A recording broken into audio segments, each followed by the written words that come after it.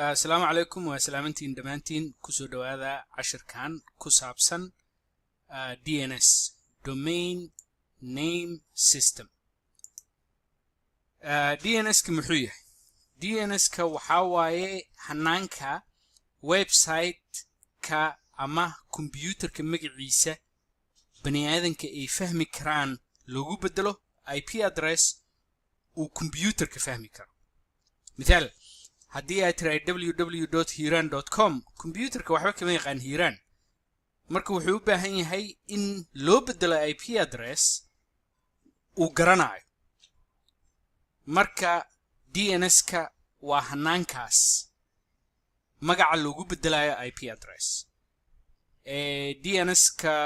computerada dhan waa u baahan yihiin computer kasta oo isticmaalayo magac haddii مثال DNS ka waxyaalaha ugu caansan hadda loo isticmaalo waxa kamid ah in facebook.com iyo hiran.com iyo cnn.com iyo website-yada magacyadooda lagu xalliyo laakiin kambaniyasha waxay ku xalliyaan sheeg computerada kambaniga uu leeyahay sida database-ka iyo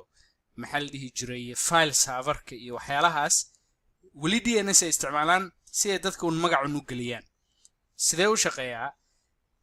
hanaanka uu shaqeeyo DNS-ka waxa waaye computerkaada markii aad geliso www.facebook.com computer kale ayuu u dirayaa fariin uu leeyahay iiga jawaab facebook.com wax laga wado markaas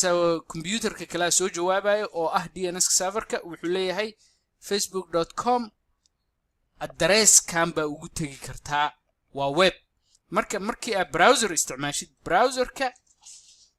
DNS request u diraya codsigaas DNS serverku ka soo jawaabaya markaas browserkaada website-kii toos u aadaya maxal dhigi jiray tusaalaha DNS-ka waa sidan horta computerkaada DNS-ka uu isticmaalayo sida lagu helo waa sidan waxaa furaysaa command line-ka markaas waxaa gelinaysaa IP config markaas DNS-ka sheeg uu ku sheegaya hadda waa kana DNS-ka inuu inta iigu sheegay ahayd laakiin command-iga ma dhamaystirna marka haddaan dhaho command-iga haddaan mar labaad ku celiyo oo dhaho IP config /all haddaan saas dhaho waa helaya markaas DNS-ka sababtoo ah markaas wax kastuu ii sheegaya ku taxalluqo waa kana DNS servers soo ma jeedid so computerkan wuxuu isticmaalayaa DNS server uu ka helay DHCP server waa ka hadli doonaa DHCP mar kale laakiin computerka markii la yiraahdo address IP address-kaada ka raadso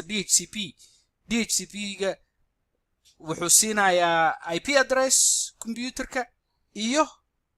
DNS server marka hadda computerkayga isticmaalayo wuxuu isticmaalayaa DNS serverkan waa Google iskale marka haddaan dhaho website sheeg marka sidaas waa sida lagu helo horta adiga DNS serverkaada computerka aad kor fadhido isticmaalaysid DNS serverku isticmaalayo sida lagu helo waa sidaas waa IP config all waa inaad ku dartid markaasne sheeg wuxuu information ku qoran yahay meeshaan DNS servers 8.8.8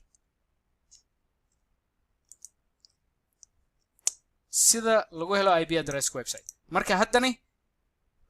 DNS serverkaas baa waxa weydiinaynaa inuu website nageeyo markaas haddaa Facebook geli kartid oo heshid web page-ka macnaheedu waxa DNS-ka uu ku shaqeynaya laakiin haddaadan haysanin browser laakiin wali aad rabtid inuu maxal dhigi jiray DNS-kaada shaqeynayo in kale waxa ku noqon kartaa command line-ka haddana markaas waxaa leedahay ns look up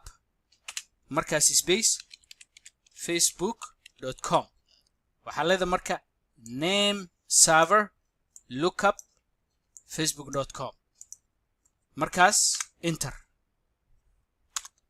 waka soo ma jeedid wuxuu weydiiyey google wuxuu yiri serverka aan weydiiyey waa google public dns google.com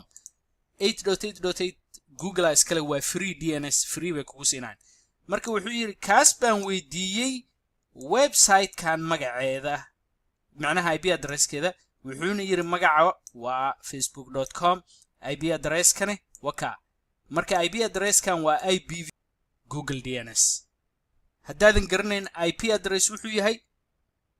waxaa jirta video aan arrintaas jack kaga hadlay marka videogaas fiirso waxaan rajaynayaa inaad wax fiican ka faa'iideysatay waana ku mahadsan tahay inaad fiirsatay wassalaamu calaykum waraxmatullahi